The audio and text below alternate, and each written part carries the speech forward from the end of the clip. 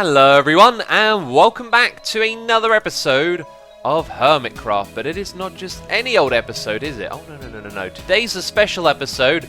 It's gonna be a prank time. Although you might not call this pranking. You might call it traumatization. That sounds very strange to say out loud. Traumatization. Hi. Let's go into the normal view. We're gonna traumatize a certain hermit on the server who has a certain repulsion to a certain block. I'm putting down all the clues. You're probably picking them, all of them back up.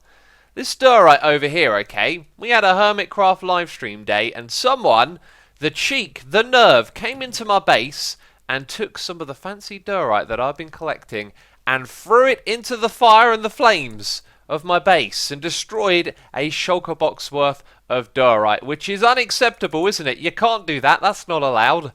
I think we need to do something with this Diorite, and as you can see, I've got a lot of it. I've got a lot of it, and it wants to be out there in the world. It don't want to be placed down inside of this little chest. So we're going to go over to our buddy Iskall's area and give him some of the Diorite. You know, it's the classic way to tease Iskall. However, as I said, we're going to try and traumatize him. Now, Iskall was kind of foolish. There is evidence of him doing this out there, I believe. Someone sent me a clip of it. And at the end of his stream, he logged out with all of these inside of his inventory. And he said that he was going to go and destroy it all. But I scolded him. I said, no, Iskall, you give me back my Diorite. And foolishly, he put it back in the chest. What a silly thing you did there, Iskall, because today, oh, you were going to get it. You are going to get it. Everyone, I'll tell you, you're going to love this. We are going to go old school pranking style and build something ridiculous, and it's going to require a lot of black wool. I mean, a lot of black wool. We got a lot of Diorite, now we need a ton of this stuff. Luckily for me, I've been farming this stuff for a while. I've been planning since Iskall did that, since he destroyed some of my Diorite. I was like, okay, it is time for revenge. We are going to have our revenge. Iskall is not going to know what's hit him today. Alright, so we have three boxes of black wool. That is over 5,000 wool blocks. That is definitely more than enough. Now, when it comes to what I want to do with this Diorite, I've just done some maths, and we have over 12,000 Diorite in these shulker boxes, plus a little bit extra in my inventory here. This is kind of bonkers. The amount of things that I can make with this are actually beyond traumatization level. Let's say that. I don't think I'm actually going to use all of the Diorite. That would probably take me a couple of weeks. I don't know. We'll see how this thing goes. But there is something else I want as well. Yeah, look at that. I knew I had some. We want a little bit of TNT as well. We're going to have some fun with this project. Oh my. Do you know what? I got all the redstone torches I need in my shulker box, which is all loaded up and ready to go. I think I've got all of the materials that I need to do this. I probably need a little bit of another colour of wool as well, which would be purple wool. So I'll grab some of that, and then we are all ready to go over to Iskall's base and start work on this prank. Well, this is a familiar sight here, isn't it? We're at the Plastic Fantastic, and we're in Rendog's part of the island, where it looks like he's added a little bit of green into the build palette over here. I like that. Very cool stuff. And if we head in this direction towards the beacon, we'll find the other half of the Rensko Island, Iskall's area, where there's even more green. You've got green grass, you've got the Iskalium volcano, and more Iskalium here, the Iskalium ravine. Iskalium everywhere. This place doesn't have a lot of Diorite though, and we're going to change that with some help from some friends, you know. Now what I want to do is I want to place down some Diorite blocks, but, and a big but, I don't want this to be no normal block. Remember, we're going for traumatization level here. We want Iskall to never be able to look at a Diorite block again, let alone burn them. Okay, we want Iskall to run away in fear. In fact, the best way to do this is with a diagonal. So 1, 2, 3, 4, 5, 6, 7, 8. We are going to drop in giant blocks of Diorite, 8 by 8 blocks of Diorite into this guy's base. It sounds kind of cruel. That's kind of the point. And we got to remember, I never did this. We're gonna put the blame on someone else. Let me build a couple of these giant blocks, and I'll show you who's going to help us place them over here. Turns out that my calculator made a boo-boo. I have the Windows calculator on my computer. So often do I type in simple maths into it, and it gives me the wrong answer. It did that a moment ago, because I was thinking this over. This didn't seem right. It told me that I could build 232 of these giant Diorite blocks. And then I got through quite a few stacks doing this. So the base is 8 by 8, which is 64. That's one stack, and it's 8 blocks tall, so that's 8 stacks for a single block. So in total, we can actually make 23, which is not as many as I would like. So I think some of these are going to be hollow blocks, and some of them are going to be traumatic, full-size blocks. Now, as I said, though, I haven't placed this here. I would never do such a thing. I actually spotted something hanging out in this area that placed the block. And a couple of blocks over here, a couple of blocks right there, and Assumer ain't the culprit anymore.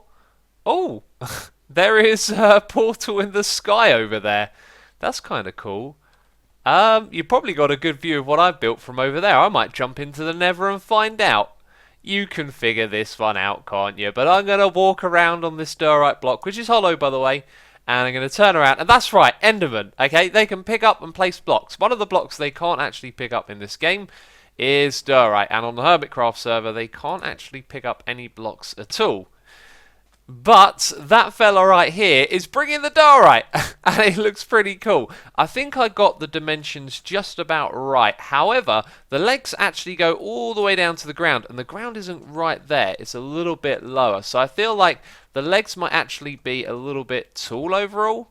Or maybe they are good. I'm really not sure, but I messed around with different measurements, and this was my favourite. And it's very similar to an actual Enderman as well. The head isn't quite as big as normal, and I'm trying to save on blocks here because I realised we went through quite a few stacks of black wool then, and I want to build a lot of them around this area. That though, looking gorgeous, man, bringing in the Diorite. Alright then, I think it's time for some music, peeps.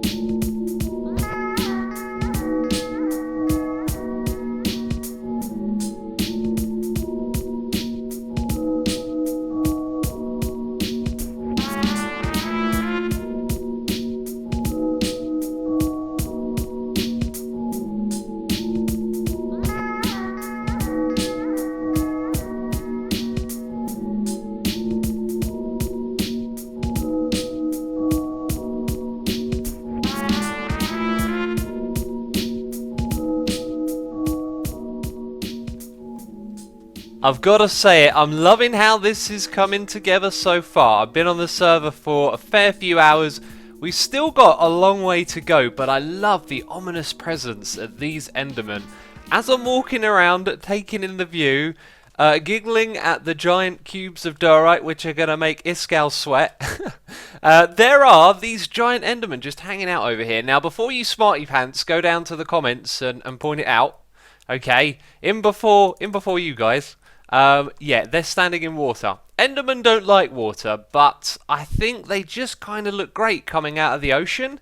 It's really creepy. I'm actually going to build one that I think is going to be mostly submerged right over in that little space. That's gonna look great. And I gotta say, I think Iskall might keep one of these around because they kind of suit the theme of his base here, which is kind of a bit of a theme park vibe, right? And a model Enderman hanging around is certainly awesome. We're going to do a bit of a goof over here, a couple of goofs. I was looking at that thing over there and thinking we could do something with an Enderman hanging out near that thing. I've got a great idea for what's going to go on over there. And then there's this fella. I'm going to try and say the name correctly. In fact, there's a sign on the inside so I can make myself look like less of a fool. Senior Bumbo Cactoni, okay? This chappie, I think we could do another bit of a goof here. We could perhaps give this guy a bit of a skin transformation. And there it is, peeps. It's now Senior Bambori, Bumburi, Diorite. I don't know what I was going to say then. I was trying to think, how do I fit Diorite into this joke? I like this makeover. It's pretty cool, but you saw there, I didn't actually move or do a thing. Those blocks changed themselves. That's the power of the Enderman. And you may have noticed in the time lapse, I didn't actually place a single block here, so Iskall obviously can't blame me at all, right? No. Actually, what happened was, when recording the time lapse, for some reason, I was invisible to the other account. Now, you wouldn't have been able to see this in the sped up footage, so I'm going to put a clip on your screen of this thing happening right now. You see it? There it goes. Yeah, so if I were to break a block, because I was invisible, the item getting picked up gets animated on the other player, the camera account, so you would see the item zap up to it, even if it's really far away and out of pickup range, which I thought was a very bizarre thing, and it probably means the code behind picking up items is a little bit sketchy. Anyway, we've done our first goof. Man, I really enjoyed replacing this over. Took me a while, but it was worth it. And now we're going to do our second goof, which is going to be an Enderman hanging out over there at the cloud. I'm yet to look up and see this thing. It's a dangling Enderman hanging on for dear life. You can see its legs. Let's take a step back here. And, yep, that's kind of hilarious. I think that Enderman wanted to go flying, you know. We can go flying. Can I take off from the water? Sometimes you can do that. I'm spamming spacebar, nothing's happening. When I was logged in earlier, I couldn't fly at all for the longest time. I had to relog and then it would let me fly. Like I'd jump off the top of an Enderman and I'd hit the ground even though I was mashing spacebar. That's kind of great. I love that. Oh, that's so cool. And here's the thing. I have been farming this wall for a long time, right? You can tell that I've been talking about doing my AFK sessions. Believe it or not, I think we've run down like a lot of the supplies here. Let's look for some more black wool. So we got that, and that might have a little bit as well. I don't know how many stacks it takes to build one of these. Oh, I reckon we'll be able to get at least one more. Yeah, with these stacks as well, I reckon we can make one more Enderman. And when I grabbed all that purple wool, I wasn't really thinking, was I? We only need like 6 per Enderman. So we're probably going to end up using less than the stack in total. Right, so I think what I want to do is a submerged Enderman next. Let's see if we can get one that uses a lot less wool or have it hanging out in the ocean. This is the last one. After this, it's going to be more cube placing. This one's a little bit different, though. Let's gently cruise down here onto the wonderful beach.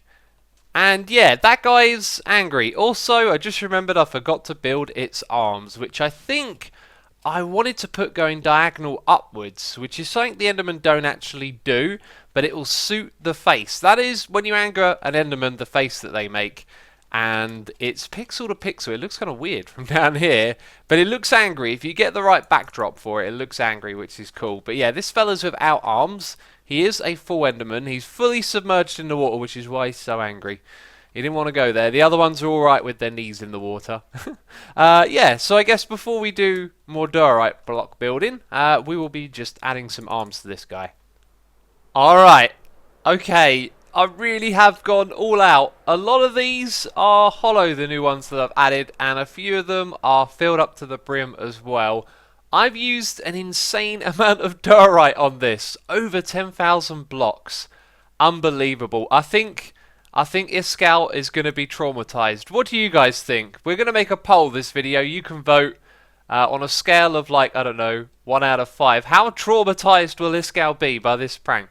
And of course you can go over to his channel and watch his reaction after you've seen this one. But we got a book to fill out first of all, and right here we have the Use in Emergency Anti-Diorite Kit, a lava bucket and a flint and steel. But we're really going to wind Iskall up a little bit here. So check out what I've written for him. Dear Iskall 84, that's deliberate. It seems that your irrational hatred of Diorite has gone too far. You burn my Diorite supply and have unleashed a menace. These unforgiving Endermen have plucked the remaining Diorite from my storage system and deposited here in your base. I have provided you with an emergency anti-Diorite kit in aid of its removal. Alternatively, you could choose to look past your irrational fear of the beautiful block and appreciate the aesthetic value it brings to your base. Signor Diorite Cactoni seems to being enjoying his new look. Wow, I butchered that one up, didn't I? We'll leave it where it is. There's probably loads of mistakes in here. You should embrace it too. Lots of love, your greatest friend of all time. I'm really rubbing salt in the wound now, Asuma. And then it says PS, head to blah blah blah blah blah blah. So I'll show you where those coordinates are. We're gonna put this over here. Those coordinates are a Diorite block just ahead of us, which I've opened up the side of. Now, originally, I was going to put a lot of TNT inside of these things, but then I realised that actually, once he's fallen for it once, he's probably not going to get caught out again. So we're not going to use a lot of T, and we're only going to use one TNT as well. The reason being that if you use multiple TNTs in an explosion, they go off at different times. So if this accidentally kills Iskall, oh wait, we've got to think about this. So if he breaks that block or that one, it'll set off the TNT, and that's why we're doing it like this. So I'm going to put that there, and then that there, and hopefully it'll break one of those blocks. Now that I think about it, it could probably be done a little bit better actually. Okay, that will give us a significantly better chance of this thing being detonated. And I'll change the coordinates in that book so it comes over to this block instead. I don't know if Iskall's going to fall for that. Iskall's a smart guy, you know. He can probably sense that something's going on. However, we have just plastered his base in the block that he despises. So, I don't know. I don't know what state of mind he'll be in. I've got a few bits of Diorite left as well, haven't I? There we go. We've got loads in that box, so we'll be able to fill this thing in. And that's kind of it, isn't it? Let me just finalize this and we'll wrap things up here. So the coordinates have been updated, and I'm going to give these coordinates right here to Iskall. Tell him when he logs in to head over here. I can't wait to see his reaction. It's going to be, I would say, hilarious. I don't know what to expect. He might go mad. He might give up. This is Diorite on an unseen level before. I think it might just drive him mad, which is what we want to do. Oh, it's been a good one. If you've enjoyed this prank video, then leave a like and be sure to go over and check out Iskall's reaction on his channel as well. There'll be a link on the screen and in the description box down below. But anyway, that is it from me this one. Thank you for watching, and I'll see you soon. Ciao for now. Bye-bye.